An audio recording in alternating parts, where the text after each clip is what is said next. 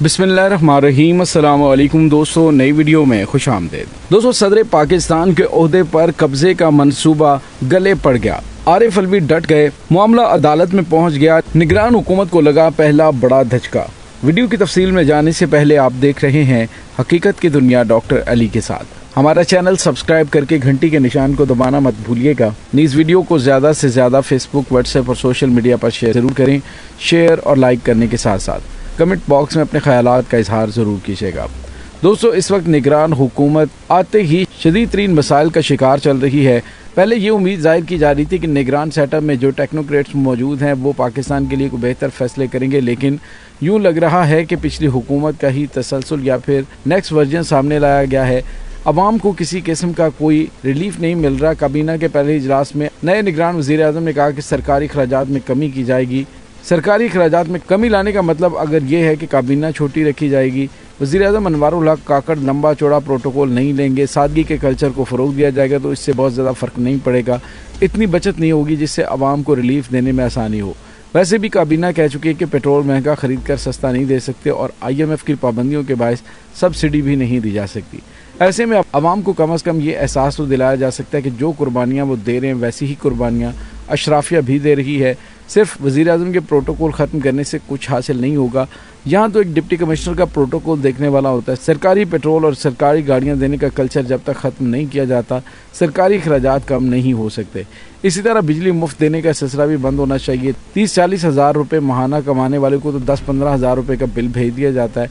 जो लाखों रुपये तनख्वाह लेते हैं उन्हें बिजली, पेट्रोल, गैस और टेलीफोन बल्कि घर भी फ्री फ्राहम किया जाता है। ये सीधा साधा कौमी खजाने पर नारवा बोझ है और अगर वाकई अखराजात कम करने का कोई फैसला करना है तो उस बोझ को उतार, उससे ज़्यादा बिल आए तो उसकी अदायगी मुतल्लिका ऑफिसर अपनी जेब से करे। बहरहाल दोस्तों, यहाँ पे आपको ये बताते चलें कि जो मामला चल रहे हैं, निगरान हुकूमत के किसी ऐलान पर खुशियाँ मनाने की किसी को गलती नहीं करनी चाहिए। ये फ़कत ऐलान बड़ा ऐलान है, होना कुछ भी नहीं बल्कि वही होना है जो पाकिस्तानी अवाम के साथ आज तक होता आया है और जिसकी निशानदेही हुकूमत के नए वज़ीर इत्तलात मुर्तज़ा सोलंकी ने अपनी प्रेस कॉन्फ्रेंस में कर दी है, जिसका लुबे-लबाब यह कि हमसे किसी रिलीफ की तवक्को ना रखी जाए। तेल सस्ता मिलेगा या बिजली के कम नर्ख होंगे, अलबत्ता बढ़ने की उम्मीद ज़रूर रखें।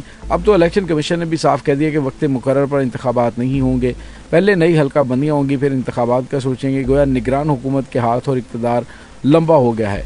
इस दौरान चूँकि ये निगरान किसी को जवाबदेह नहीं होंगे, असम्बली का डर होगा ना अवाम का, इसलिए मन माने फैसले किए जाएंगे जिन्हें अवाम बेबसी के साथ देखेंगे और बर्दाश्त करेंगे। IMF ने सब्सिडी देने पर तो पाबंदी लगा रखी है, लेकिन यहाँ तो मामला गुड गवर्नेंस का भी है। महंगाई इसलिए भी बेलगाम हुई है कि मुल्क में हुकूमत नाम की कोई चीज़ नज़र नहीं आती। वो प्राइस कंट्रोल कमेटियाँ जो किसी ज़माने में बड़ा अच्छा काम करती थीं, वो महंगाई पर किसी हद तक कंट्रोल भी रखती थी, अब नापैद हो चुकी हैं। सुना है उन्हीं करप्ट सरकारी एहलकारों ने कमाई का जरिया बना लिया। मंडियों में बड़े बड़े ब्रोकर से मिलकर रेट लिस्ट बनाई जाती है और फिर उसी पर अमल दरामद करवाया जाता है। और सबसे ज़्यादा अंधेर नगरी चौपट राज की सूरत हाल अद्विया साज कंपनियों ने पैदा कर रखी हैं। कल एक दवाई जो एक हफ्ता पहले 350 रुपये की थी, मेडिकल स्टोर पर 1100 रुपये में मिल रही है। बहरहाल कुछ भी लॉ एंड ऑर्डर जो है वो नहीं है। इस वक्त चारों सूबों और मरकज़ में निगरान हुकूमतों का राज है। ये चाहें तो आवाम को मिलजुल कर रिलीफ दे सकते हैं। रिलीफ 2-3 मामलात में दिया जा सकता है। एक महंगाई से छुटकारे के लिए, दूसरा अमन व अमान के हवाले से और तीसरा सरकारी दफातर में करप्शन के खिलाफ एक बेहतर निज़ाम लाकर। अमन व अमान की सूरत हाल इंतहाई ख़राब है। छोटे बड़े शहरों में डाकू, चोर और कातिल वारदात के दंदनाते फिर रहे हैं। लाहौर जैसे बड़े शहर जहाँ सेफ सिटी की सहूलतें भी मौजूद हैं, जराइम की सूरत हाल इंतहाई तशवीशनाक हो चुकी है। दोस्तों, बहरहाल ये मामला तो एक तरफ, दूसरी तरफ पाकिस्तान के अंदर एक बार फिर इदारों के दरमियान टकराव शुरू हो गया है। पाकिस्तान तहरीक इंसाफ ने लाहौर हाई कोर्ट में सदर मुमलिकत के ट्वीट के बाद ऑफिशियल सेक्रेटरीट एक्ट पर अमल दरामद रोकने के लिए दरख्वास्त दायर कर दी है। दरख्वास्त में वफाकी हुकूमत, वफाकी वजारत कानून और दीगर को फरीक बनाया गया और दरख्वास्त में मौक़िफ़ इख्तियार किया गया कि सदर पाकिस्तान ने ट्वीट में वाज़ेह किया कि एक्ट पर दस्तखत नहीं किए गए। सदर के इनकार के बाद एक्ट की कोई कानूनी हैसियत नहीं रही। दरख्वास्त में इस्तदा की गई कि अदालत ऑफिशियल सीक्रेट एक्ट को गैर कानूनी करार दे और अदालत ऑफिशियल सीक्रेट एक्ट पर अमल दरामद रोकने का हुक्म दे।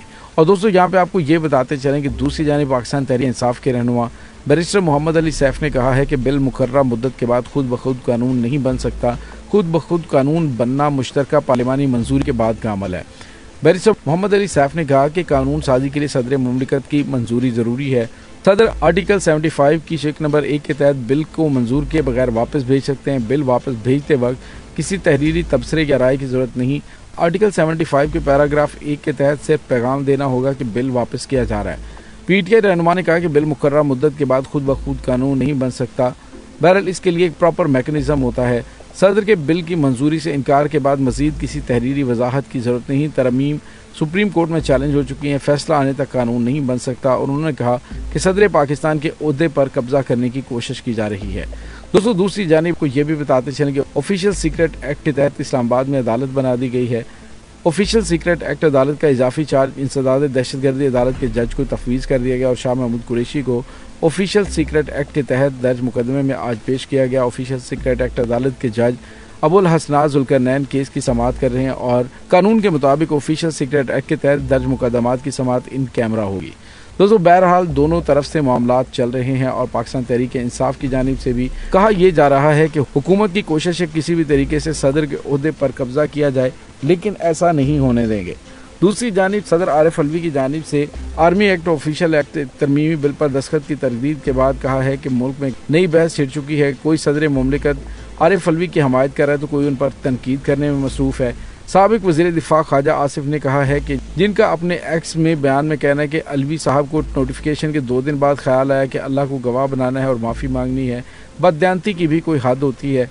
उन्होंने कहा कि हमारे सोशल मीडिया को गटर किसने बनाया, एक पूरी नस्ल को तबाह किया, टीवी स्टेशन और पार्लियामेंट पर हमला किया, उसकी भी माफ़ी मांगें। जब पीटीआई की हुकूमत थी उस वक्त कानून का अपोजिशन के खिलाफ बेदरे गलत इस्तेमाल हुआ, उसकी भी माफ़ी मांगें। आपका लीडर जब लूट मार में मसरूफ़ था, आपका ज़मीर उस वक्त कहाँ सोया हुआ था। 9 मई को जब रियासत के खिलाफ बगावत हुई उस वक्त सदर पाकिस्तान की क्या जिम्मेदारी थी, आपने कभी सोचा है? आज कानून जब आइन के मुताबिक बना है तो आपका जाली ज़मीर जाग उठा है और आप आवाम के शऊर को अंडर एस्टिमेट ना करें। अल्लाह आपकी तमाम वारदातों का गवाह है। दोस्तों, बहरहाल ख्वाजा आसिफ साहब को उनको तो तकलीफ होगी, उसकी वजह यह है कि अब इन्हें तमाम की तमाम गेम अपने खिलाफ होती हुई दिखाई दे रही है। दोस्तों, बहरहाल जो भी सदर मुमलिकत के ओहदे पर कब्जा जमाने की कोशिश करे कि पहले ही चारों सूबों के अंदर निगरान सेटअप है, दूसरी जानिब सदर ही आ जाके पीटीआई का साबिका बच जाता है तो उस पर भी कार्रवाई करके उनको भी साइडलाइन किया जाए, उनको इस्तीफा देने पर मजबूर कर दिया जाए। दोस्तों, यहाँ पे आपको ये बताते चलें कि इस वक्त पाकिस्तानी अवाम शदीद तरीन परेशानी और डिप्रेशन का शिकार है। वो उम्मीद जाहिर कर रहे थे कि किसी तरह से हो सकता है निगरान सेटअप की जानिब से पाकिस्तानी अवाम को रिलीफ दिया जाए, लेकिन पाकिस्तानी अवाम को रिलीफ देने की बजाय इस हुकूमत की भी तमाम तर तवज्जो पिछली हुकूमतों की तरह ही है और ये भी उसी डगर पर चल रहे हैं। यूँ लग रहा है कि उसी सिलसिले का एक तसलसल आगे बढ़ रहा है। दोस्तों, इस तमाम सूरत हाल के बारे में आपका क्या कहना है, कमेंट सेक्शन में अपने ख्यालात का इजहार ज़रूर कीजिएगा। इसके साथ ही डॉक्टर अली को इजाज़त दीजिए। अल्लाह वारिस।